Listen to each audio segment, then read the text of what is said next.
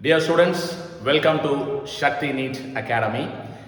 நேத்திக்கு வீடியோவில் நீங்கள் வந்து ப்ராப்பர்ட்டிஸ் ஆஃப் எலக்ட்ரிக் சார்ஜ் அதை பற்றி பார்த்துருப்பீங்க. தென் ஒரு 2-3 ப்ராப்ளம்ஸ் போட்டு காமிச்சிருந்தேன். அப்புறம் எண்ட் ஆஃப் த செஷன் வந்து ஒரு 3 கொஸ்டின்ஸ் கொடுத்துருந்தேன். That is based on the Coulomb's லா அப்படின்னு சொல்லியிருந்தேன். ரொம்ப சந்தோஷமான விஷயம், ஒரு சில பேர் அதெல்லாம் சால்வ் பண்ணி ஆன்சர்ஸ் அனுப்பியிருந்தாங்க. அதில் ஒரு 2 பேர் ஆல் த 3 கொஸ்டின்ஸ் கரெக்டாகவே அனுப்பியிருந்தாங்க. I'm so happy. That's a real success of this exercise. Okay. இப்போ இன்னைக்கு அந்த ப்ராப்ளம்ஸை நம்ம போடுவோம். அதுக்கு முன்னாடி சில ஃபண்டமெண்டல்ஸ் எல்லாம் நான் சொல்லித்தரணும், அது சொல்லித்தரேன். அதுக்கப்புறம் again end of the session I will give you 3 more interesting problems and definitely I expect correct answers and at least wrong answers from many of you. Okay. நம்ம முயற்சி நமக்கு முக்கியம். அதில் தப்பான ஒரு ஆன்சர் வந்தால் கூட அதை நம்ம முயற்சி பண்ணுறோம் அப்படிங்கிறது ஒரு நல்ல விஷயம். ப்ளஸ் அதுக்கு அடுத்த கிளாஸில் நான் எப்படியும் போட்டு காமிக்க போகிறேன், நீங்கள் பார்த்துக்க போகிறீங்க, கற்றுக்க போகிறீங்க. அதனால you will learn it correctly. Okay, right. இப்போ ரொம்ப ஃபண்டமெண்டலான விஷயம், ஒரு ஸ்ட்ரைட் லைன் இருக்குது, அதுக்கு மிட் பாயிண்ட் அப்படின்னா அது எல்லாருக்குமே தெரியும். அந்த மிட் பாயிண்டில் ஒரு சார்ஜ் வைக்கும்போது என்ன ஃபோர்ஸ் வருதுன்னு கேள்விலாம் வரும் இல்லையா? அதுக்காக சில ஃபண்டமெண்டல்ஸ் எல்லாம் சொல்கிறோம். இப்போ இது வந்து ஒரு 12 சென்டிமீட்டர் இருக்கு, இந்த பாயிண்ட் மிட் பாயிண்ட் இங்க தான் சார்ஜ் இருக்கு அப்படின்னா உங்களுக்கு உடனே வந்து இது 6 சென்டிமீட்டர் வரும், இது 6 சென்டிமீட்டர் வரும் அப்படிங்கிறது உங்களுக்கு தெரியும். Supposing P divides AB in the ratio 2:1 அப்படிங்கிற மாதிரி சொல்றாங்க. அப்ப என்ன செய்யணும் அப்படின்னா AB by PB equal to 2/1 அப்படின்னு அர்த்தம். இப்போ இந்த டிஸ்டன்ஸ் வந்து ஜாஸ்தி, இது கம்மியா இருக்குன்னு அர்த்தம். இது 2:1 என்ற விகிதத்தில் பிரிக்கிறது அப்படின்னு அர்த்தம். டோட்டல் நான் 12 சென்டிமீட்டர்ஸ் சொல்லியிருந்தேன். இது 3x is equal to 12 centimetres. அப்பனா x வந்து 4 ஆல மல்டிப்ளை பண்ணனும். this will become 8, this will become 4. அப்ப இது 2:1 ரேஷியோல இருக்கு. ஆனால் the distance AB is 8 cm and this is 4 cm. It follows this condition, that is 2:1. புரியுது இல்லையா? ஓகே. Then another thing, ஒரு scale and triangle, அதாவது ஏதோ ஒரு triangle அப்படின்னு எடுத்தோம்னா angle ABC ஆட் பண்ணா 180 degrees வரும். ABC ஆட் பண்ணா 180 degrees வரும். ஓகே, இது எல்லாருக்குமே தெரியும். சரி, ஒரு क्वेश्चन ஒன்னு கேக்குறேன். why? நீங்க யோசிச்சு பாருங்க. how many of you are able to realize that why the sum of the 3 angles in the triangle is always 180 degrees? Okay, food for thought. தென் நம்ம தெரிஞ்சுக்க வேண்டிய விஷயம் என்னன்னா, ஒரு ட்ரையாங்கிள்ல இதுக்கு பேரு எக்ஸ்டீரியர் ஆங்கிள். இது எப்படி இருக்கும் அப்படின்னா, இந்த 2 ஆங்கிள் டோட்டல் என்னவோ அதுதான்.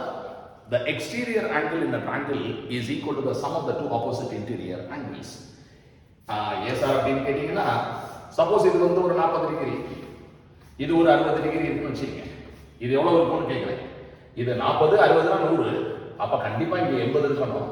ஏன்னா because you know the total is 180, அந்த டோட்டல் 180 இருக்கு, இங்க 100 இருக்கணும். ஏன்னா because straight angle, ஒரு straight lineல you have 180 degrees, you know. அந்த protractorல பாத்தீங்கன்னா straight line 180 degrees. அப்போ இது 100 இருக்கு. இந்த 100ங்கிறது இந்த 40 plus 60 யோட டோட்டல் ஈக்குவலா இருக்கு. அதுதான் இந்த concept. Okay, then we are going to right angle triangle, then equilateral triangle. Okay, then also isosceles triangle. சரி, isosceles triangle பொறுத்த வரைக்கும் நம்ம தெரிஞ்சுக்க வேண்டியது என்ன அப்படின்னா, isosceles triangle 2 sides are equal. 2 sides equal அப்படின்னா opposite angles are equal. So we should know about this property of isosceles triangle. Right angle triangle, a right triangle அப்படின்னா 2 sides are perpendicular.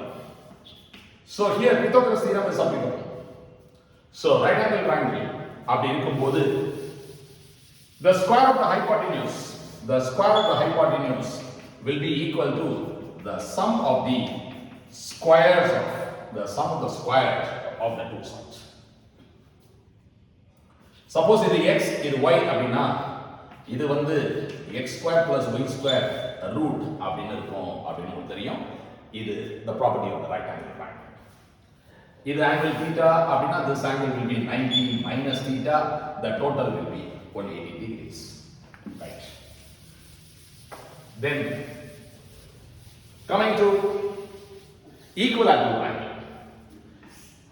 சம பக்க முக்கோணம் equilateral triangle. The three sides are equal.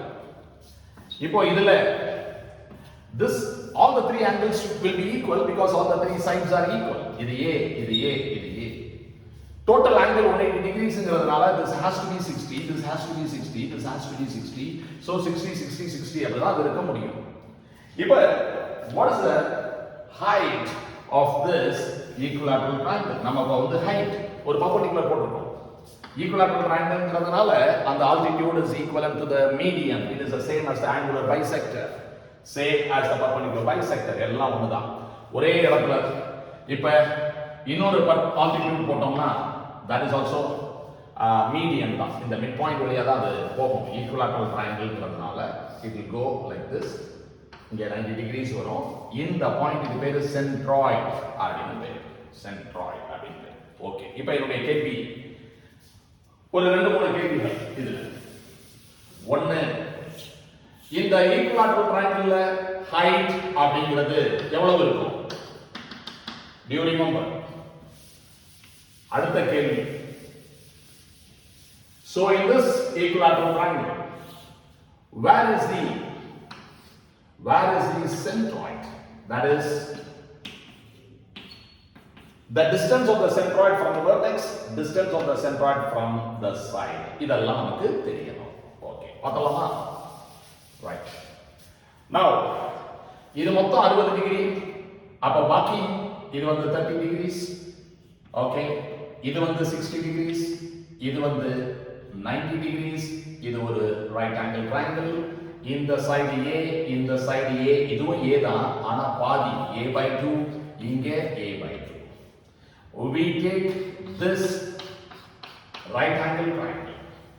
இத நம்ம வந்து ABCD னு வச்சுக்கலாம். அப்ப height என்னன்னு கேக்குறீங்க. ஓகே. அப்ப என்ன சொல்லணும்? AD square is equal to the hypotenuse AC square minus BC square. You understand? Right. AD னா என்ன? H square. AC னா என்ன? A square. இது எவ்வளவு?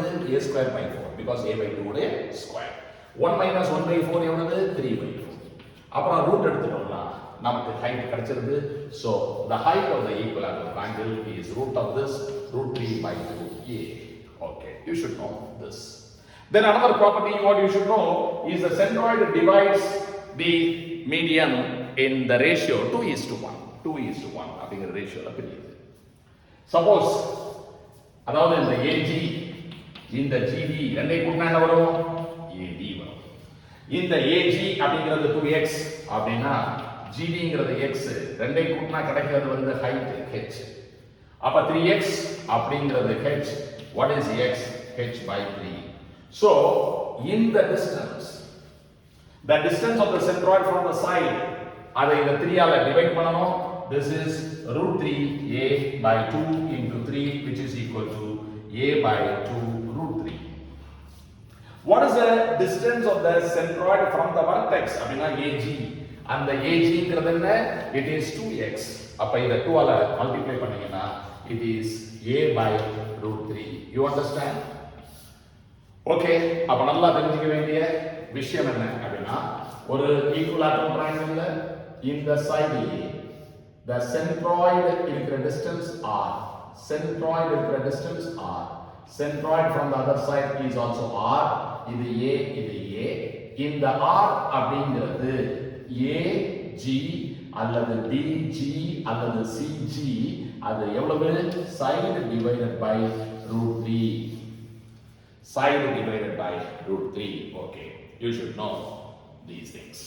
Okay, then let us go to square and see the important details related to a square.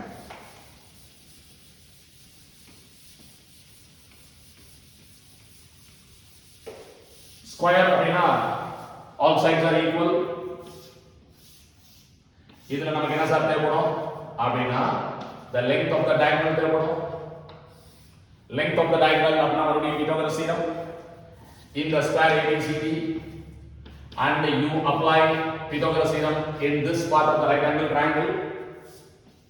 Hypotenuse square is equal to the sum of the squares of the sides. அப்ப இது a square plus a square, which is actually 2a square. In the 2a square is equal to the diagonal square.